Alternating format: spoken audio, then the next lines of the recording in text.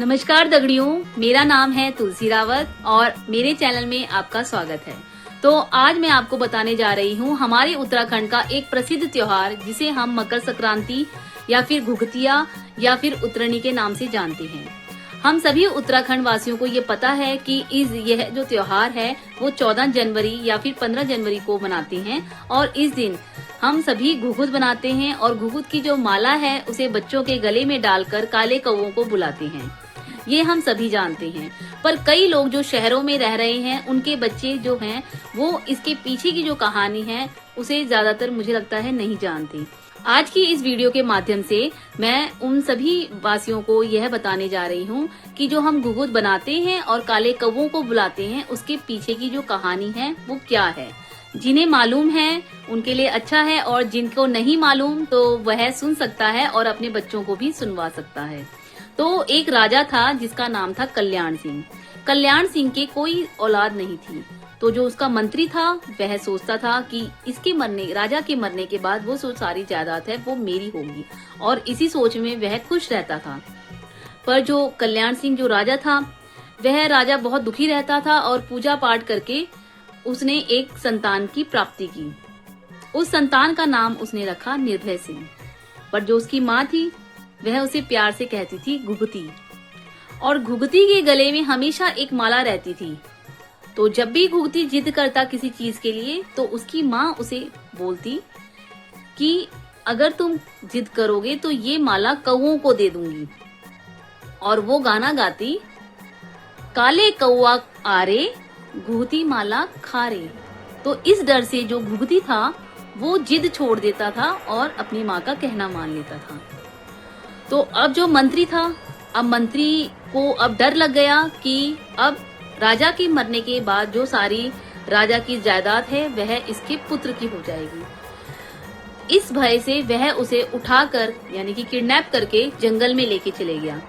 जब वह उसे जंगल में ले जा रहा था तो जो काले कौवे होते थे जिन्हें पुकार कर उनकी माँ उनको कुछ ना कुछ देती थी, तो वो उन्होंने देख लिया और वो उसके पीछे पीछे जंगल की ओर चले गए।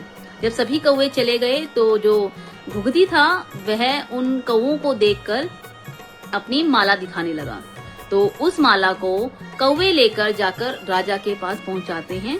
जब राजा के पास माला पहुंचती है तो वह अपने मंत्रियों को घुघुती अपने बच्चे को ढूंढने के लिए भेजते हैं। और अच्छे से जब मंत्री को पता चलता है कि राजा के मंत्री मुझे ढूंढने के लिए आ रहे हैं तो वह वहां से भाग जाता है और जो घुघुती होता है वह बच जाता है। जब घुघुती वापस आता है तो उसकी माँ सारे काले कौवों का धन्यवाद करती है और उस दिन उसके बहुत सारे पकवान बनाए जाते हैं और काले कौवे को बुलाया जाता है, काले कौवा आरे और घुघुती माला खारे। उस दिन वह घुघुत की माला बनाती है और काले कौवों को बुलाती है और उसी दिन से यह परंपरा शुरू हो जाती है। और तब से हम सभी जो उत्तराखंड वासी हैं वह अपने अपने बच्चों के गले में घुघुत की माला डालते हैं और काले कौवे को बुलाते हैं, ताकि यह काले कौवे जिस तरह से घुघुती की उन्होंने रक्षा करी उसी तरह से हमारे बच्चों की रक्षा करें जब वह मुसीबत में हो। तो यह थी जो घुघुत की जो पारंपरिक कथा है। और इस दिन हमारी जो उत्तराखंड की जो सभी मतलब कृषि हैं, किसान हैं, उनकी फसलें पक जाती हैं। इस खुशी में भी यह त्योहार मनाया जाता है।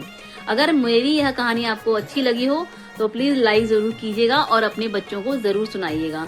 और इसके बाद मैं आपको एक वीडियो दिखाऊंगी जिसमें घुघुत किस तरह बनाए जाते हैं उसकी पूरी विधि है। और आप उत्तराखंड के हैं तो आपको ऑलरेडी आती होगी, बट अगर नहीं है तो अगर नहीं बनाने आते तो आप सीख सकते हैं।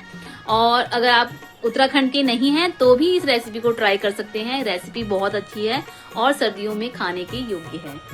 इसके लिए आपको चाहिए आटा, सूजी, नारियल का बुरादा, अजवाइन, शक्कर, गुड़, घी, सौंफ और दूध। इस सारे मिश्रण को पानी की सहायता से अच्छे से गूंथ लेना है और फिर इनको अलग अलग शेप देनी है। ये देख सकते हैं किस तरह से शेप दी हुई है, अलग अलग शेप दी गई है। इन्हें घुघुत कहते हैं और ये डायमंड शेप में बनाए हुए हैं और ये देख सकते हैं आप। इन घुघुत को ज़्यादातर ज़्यादा क्वांटिटी में बनाते हैं क्योंकि इनको सभी रिश्तेदारों में भी बांटना होता है। और उसके बाद हमें एक कढ़ाई में घी डालना है। आप अपने अकॉर्डिंग घी डाल सकते हैं, हमें जितना चाहिए था हमने उतना ही लिया है, ये देख सकते हैं। और फिर उसका वेट करना है गर्म होने का, और गर्म होने के बाद उसमें धीरे धीरे से जो हमने शेप दी थी आटे की उनको डालना है और धीमी आंच में इनको पकने के लिए छोड़ना है। और जब इसको रख दें तो उसके बाद धीरे धीरे इनको टाइम टू टाइम इन्हें पलटना भी है और सुनहरे भूरे होने के बाद उन्हें एक अलग बर्तन में निकाल लेना है। ये देख सकते हैं छन्नी वाले बर्तन का यूज़ किया है ताकि जो घी है सारा नीचे से अलग बर्तन में आ जाए।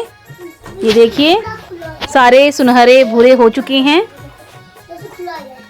ये देख सकते हैं सुनहरे भूरे होने पर ये कितने अच्छे लग रहे हैं। ये देखिए इनका सारा घी जो है वो अलग हो चुका है और ये हमारे घुघुत और जो भी डायमंड की शेप में घुघुत बन चुके हैं।